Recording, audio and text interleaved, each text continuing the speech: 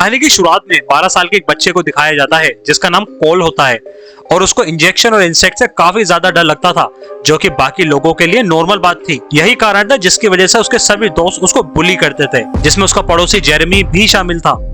दूसरी तरफ कोल के पेरेंट्स का रिलेशन कुछ अच्छा नहीं चल रहा था, इसलिए वो अक्सर वेकेशन में जाया करते थे, जिस वजह से कोल हमेशा अकेला पड़ जाया करता था। और इसी कारण से उसके मॉम और डैड ने उसके लिए एक अच्छी सी बेबी सिटर ढूंढ कर रख रखी थी, जिसका नाम बी था। बी और कोल काफी अच्छे दोस्त बन गए थे, लेकिन बी के अलावा कोल की एक अच्छी क्लास फ्रेंड भी थी जिसका नाम मेलेनी था, और वो भी उसके पड़ोसी ही थी। एक दिन कोल के पेरेंट्स घूमने के लिए बाहर जा रहे थे, तभी उसके पेरेंट्स बेबी सिटर को उसका ध्यान रखने के लिए कहते हैं। अगले दिन जब कोल स्कूल जा रहा था तब मेलेनी उससे बस में कहती है कि बेबी सिटर बच्चों को अक्सर रात में सुलाकर बॉयफ्रेंड के साथ एंजॉय करती है। तो कोल डिसाइड करता है कि वो आज रात जागकर बी पर नजर रखेगा। दरअसल कोल अपनी बेबी सिटर को बहुत ज्यादा लाइक करता था, इसलिए वो नहीं चाहता था कि कोई दूसरा बंदा आकर उसके साथ रिलेशनशिप बनाए। इसके बाद वो घर आता है और बी के साथ डांस करता है, काफी ज्यादा मस्ती भी करता है। अब ये दोनों साथ में डिनर करने के बाद मूवी देखने लगता है। इसी तरह मस्ती करते हुए उन्हें रात के 11 बज जाते हैं और कोल के सोने का टाइम हो जाता है।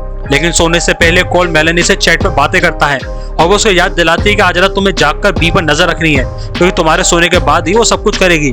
इसके बाद बी वहां पर आती है, उसे ड्रिंक्स देती है और ड्रिंक्स में नींद की दवा मिली हुई होती है, लेकिन कोल वो ड्रिंक नहीं पीता और सोने का नाटक करने लग जाता है। इसके बाद बी कमरे से बाहर जाने लगती है, जिसके पीछे पीछे कोल भी जाने लग जाता है। तभी कोल देखता है कि बी ने वहां काफी स्ट्रेंजर्स को बुलाया है और वो सभी लोग ट्रूथ एंड डेयर का गेम खेल रहे होते हैं। इन लोगों का नाम था सोनिया, मैक्स, एलिसन, जॉन और सैमुअल। अब यहाँ पर बी को डेयर मिलता है जिसमें उसे सभी लोगों को किस करना था। फिर वो एक एक करके इन सभी के पास जाकर किस करने लगती है। लास्ट में जब बी सैमुअल के पास जाती है और उसे किस करने लगती है, तब वो अचानक से उसके सिर में 2 चाकू घुसा देती है और रूम में मौजूद बाकी सभी लोग उसका ब्लड इकट्ठा करने लगते हैं। तभी हमें पता चलता है बी उन लोगों के साथ मिलकर एक रिचुअल परफॉर्म करने वाली है। कोल ऊपर से ये सब देखकर काफी हैरान हो जाता है। इसके बाद बी उन सभी लोगों के सामने एक बुक को लाकर उन्हें बताने लगती है कि ये एकमात्र बुक है जो कहीं पर नहीं मिलेगी, क्योंकि ये अपने आप में एक बेहद स्पेशल बुक है। इसके बाद बी बुक में लिखी हुई एक लाइन पढ़ने लगती है। उस बुक में लिखा होता है कि इस बुक को पढ़ते वक्त बलि दिए गए आदमी के रक्त को उस बुक पर डालना होगा और ऐसा करने से कमरे में मौजूद सभी लोगों में से किसी एक की इच्छा पूरी हो जाएगी। इस पूरी प्रक्रिया को कंप्लीट करने के लिए उन्हें किसी मासूम बच्चे का ब्लड चाहिए होगा और बी बोलती है कि वो मासूम बच्चा कोल होगा। ये सब सुनकर कोल बहुत ज्यादा घबरा जाता है और अपने रूम में जाकर 911 को कॉल करने लगता है। तभी उसको रियलाइज होता है कि बी वहां आने वाली है, जिस कारण से वो सोने का नाटक करने लगता है। इसके बाद बी की एक फ्रेंड वहां पर आती है और इंजेक्शन के जरिए कोल का ब्लड बाहर निकालने लगती है। कोल को सीरिंज से बहुत ज्यादा डर लगता है, लेकिन फिर भी वो उनके सामने सोने की एक्टिंग करता रहता है। दरअसल बी ने कोल की ड्रिंक्स में दवा इसलिए मिलाई थी ताकि वो 8 घंटे तक सोता रहे, लेकिन कोल ने तो ड्रिंक को पिया ही नहीं था, जिसके कारण वो अभी तक जागा हुआ है। इसके बाद वो सब वहां से नीचे चले जाते हैं और कोल वहां से भागने का प्लान बनाने लगता है। कोल कुछ कपड़ों को आपस में बांधकर विंडो से नीचे लटकाकर वहां से भागने की कोशिश करने लगता है, लेकिन कोल के भागने से पहले वहां पर बी आ जाती है और तभी कोल ब्लड लॉस की वजह से वहां पर बेहोश हो जाता है। फिर जब कोल की आंखें खुलती है तो वो खुद को बंधा हुआ पाता है। उसके सामने बी और उसके सारे फ्रेंड्स होते हैं, जिन्हें देखकर कोल घबरा जाता है, लेकिन फिर भी कोल अनजान बनने की कोशिश करता है, जैसे कि उसने कुछ भी ना देखा हो। अब इसके बाद बी कोल को बताने लगती है कि वो उसके साथ क्या क्या करने वाली है, लेकिन तभी अचानक से वहां पर पुलिस आ जाती है और उन सभी लोगों को अपने हाथ ऊपर करने के लिए बोलती है। लेकिन तभी उनमें से एक आदमी पुलिस वाले को मार देता है और दूसरे पुलिस वाले को भी अपने हाथों से मार डालती है। और इसी बीच पुलिस की एक गोली एलिसन के सीने में लग जाती है, जिसके कारण से वो भी वहीं मर जाती है। अब दोनों पुलिस वाले मारे जा चुके थे, लेकिन उनके वॉकी टॉकी पर बैकअप मैसेज आ रहा था और उसका रिप्लाई सिर्फ पुलिस कोर्ट की मदद से ही किया जा सकता था और उसके कोर्ट के बारे में सिर्फ और सिर्फ कोल जानता था। इसके बाद बी उसे धमकाने लगती है और उसे कोड पूछने लगती है और डर के मारे कोल बी को कोड बता भी देता है, जिसके बाद वो आदमी पुलिस को मैसेज भेज देता है। इसी बीच कोल अपनी रस्सी काटकर वापस ऊपर कमरे में चले जाता है, लेकिन उसका जॉन पीछा करने लगता है। तभी उसका पैर सीढ़ियों में स्लिप हो जाता है और नीचे गिरकर बुरी तरह मारा जाता है। इधर कोल अपने कमरे में जाकर उन्हीं कपड़ों की मदद से नीचे आने लगता है, लेकिन तभी मैक्स वहां पर आ जाता है और उसे ऊपर खींचने लगता है, लेकिन कोल किसी तरह से नीचे आकर भाग निकलता है। इसके बाद कोल घर के नीचे वाले बेसमेंट में जाकर छुप जाता है। वहां पर बहुत सारी चींटियां होती हैं, लेकिन फिर भी कोल अपने डर पर कंट्रोल कर वहां पर छिपा रहता है। लेकिन तभी सोनिया वहां पर आ जाती है, बेसमेंट के अंदर जाकर उसे ढूंढने लगती है। तभी कोल उसकी तरफ फायर रॉकेट फेंकता है, लेकिन सोनिया उससे किसी तरह बच जाती है। लेकिन कोल सोनिया को अंदर चालाकी से बंद कर देता है और उस पर स्प्रे करके वहां से भाग जाता है। अब फायर और स्प्रे मिलने की वजह से वहां पर जोरदार ब्लास्ट होता है और सोनिया वहीं पर मारी जाती है। ब्लास्ट की आवाज सुनकर वहां पर मैक्स आ जाता है जो कोल को देख लेता है।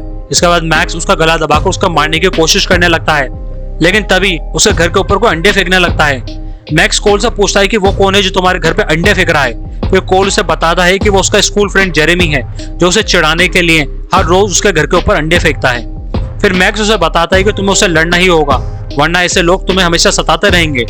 ये सुनकर कोल जेरेमी से लड़ने के लिए उसके पास जाता है, पर जेरेमी उसे पीट पीट कर वहां से चला जाता है। कोल को हारा हुआ देखकर मैक्स उसके पास जाता है और उसे जान से मारने का प्लान बनाता है। ये सब देखकर कोल एक ट्री हाउस के ऊपर चढ़ जाता है। तभी वो दोनों ट्री हाउस से नीचे कूदते हैं। तभी एक रस्सी मैक्स के गले में जाकर फंस जाती है, जिसके कारण से मैक्स को वही फांसी लग जाती है और वो भी बुरी तरह मारा जाता है। इसके बाद बी उसके ऊपर शॉटगन चलाने लगती है, जिसे देखकर कोल वहां से भागने लगता है और अपनी पड़ोसी मेलेनी के घर पर चले जाता है। वो वहां पर पहुंचकर तुरंत पुलिस को कॉल करने के लिए बोलता है। तभी बी भी वहां पर आ जाती है और कोल को ढूंढने लगती है। कोल और मेलेनी बी से बचकर एक कोने में जाके छुप जाते हैं और यहाँ कोल मेलेनी को अपने दिल की बात बताता है। अब मेलेनी भी उसको लाइक करती थी, जिस कारण वो एक दूसरे को किस करते हैं। इसके बाद कोल मेलेनी को बचाने के लिए वहां से बाहर चला जाता है और बाहर जाकर चिल्लाने लगता है और भागता हुआ अपने घर में आ जाता है। घर के अंदर कोल को एलिसन मरी हुई दिखाई देती है। साथ ही वहाँ टेबल पे रिचुअल बुक भी मिल जाती है, जिसमें से कोल कुछ पढ़ने लगता है। तभी एलिसन अचानक से उठ जाती है और कोल पर हमला करने लगती है। कोल किचन में रखे चाकू को ढूंढने लगता है, लेकिन वो चाकू तो एलिसन के पास था। वो कोल को मारने के लिए आगे बढ़ने लगती है। तभी पीछे से आकर बी उसको शॉटगन से उड़ा देती है। अब बी कोल को मारने के लिए आगे बढ़ने लगती है, लेकिन कोल उसे रिचुअल बुक को जलाने की धमकी देकर वहीं पर रुकने के लिए कहता है। अब क्योंकि ये बुक दुनिया में सिंगल थी, इसलिए बी उसे ना मारने के लिए तैयार हो जाती है। फिर कोल बी से पूछता है कि तुम मुझे आखिर क्यों मारना चाहती हो, जिस पर बी कहती है कि उसने रिचुअल के समय शैतान को एक बच्चे की बलि देने के लिए वादा किया है, जिसके बदले में उसे वो सब कुछ देगा जो उसको चाहिए। यहाँ हमें यह भी पता चलता है कि बी ने यह रिचुअल पहले कई बार किया था और कोल को उसका पहला इनोसेंट बच्चा नहीं था जिसकी वो बलि दे रही थी। बी कहती है कि अगर तुम पुलिस को बुलाकर ये कहो कि बाकी लोग तुम्हें कत्ल कर रहे थे और बी ने मुझे बचाया है, तो मैं तुम्हें जिंदा छोड़कर इस शहर से चली जाऊंगी। पर कोल उसकी बात नहीं सुनता और गुस्से में बुक को आग लगा देता है। इसके बाद बी आग को बुझाने की कोशिश करती है। इसी बीच कोल वहां से बाहर आ जाता है और बाहर आकर कोल मेलेनी के डेड की गाड़ी चुराकर उसे सीधा अपने घर में ठोक देता है, जिससे बी गाड़ी के नीचे दब जाती है और वो भी वहीं पर मारी जाती है। अब कुछ देर बाद यहाँ पर कोल के पेरेंट्स और पुलिस आ जाती है। इसके बाद यहाँ पर सब कुछ नॉर्मल हो जाता है। इसके बाद कोल और मेलेनी दोनों साथ में मिलकर काफी ज्यादा खुश होते हैं और साथ ही कोल ने भी ये प्रूव कर दिया होता है कि उसने अपने डर पर कंट्रोल कर लिया है, इसलिए अब उसको किसी बेबी सिटर की जरूरत नहीं है। इसके बाद हमें फायर फाइटर को दिखाया जाता है जो कोल के घर के अंदर चेक करने के लिए आया था और तभी हम देखते हैं कि बी कार के नीचे नहीं होती है और तभी बी अचानक से आकर उस फायर फाइटर के गले में अपनी नाइफ घुसा देती है, जिससे हमें पता चलता है कि बी अभी भी जिंदा है। और इस मूवी का पार्ट 1 यहीं पर खत्म हो जाता है। तो दोस्तों, अगर आपको मूवी का एक्सप्लेनेशन पसंद आया हो तो हमें सब्सक्राइब जरूर करें। Thank you.